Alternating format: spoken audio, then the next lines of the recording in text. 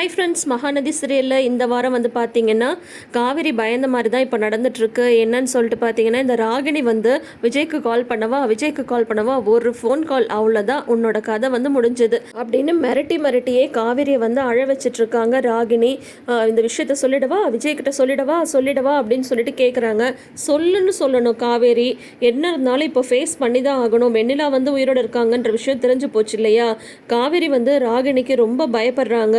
ஏன்னா அவங்களுக்கு இன்னும் கொஞ்சம் அந்த இன்செக்யூரிட்டி வந்து இருந்துகிட்ருக்கு.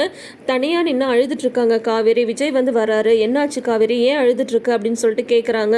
இவங்க உடனே மனசுக்குள்ளாரையே நினச்சிக்கிறாங்க, நீங்கள் வந்து என்னை விட்டு போயிடுவீங்களோன்னு எனக்கு வந்து பயமாக இருக்குது அப்படின்னு சொல்லிட்டு காவேரி வந்து அழுதுட்ருக்காங்க.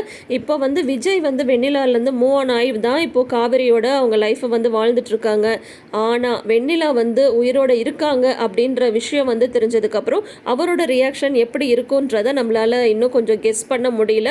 பட் என்ன இருந்தாலும் காவேரியோட லைஃப்பை வந்து அது பாதிக்காமல் இருந்தாலும் வெண்ணிலாவுக்குன்னு சொல்லிட்டு ஏதாவது ஒரு சேஃப்டி பண்ணணும் அப்படின்னு சொல்லிட்டு தான் விஜய் வந்து நினைப்பாரு.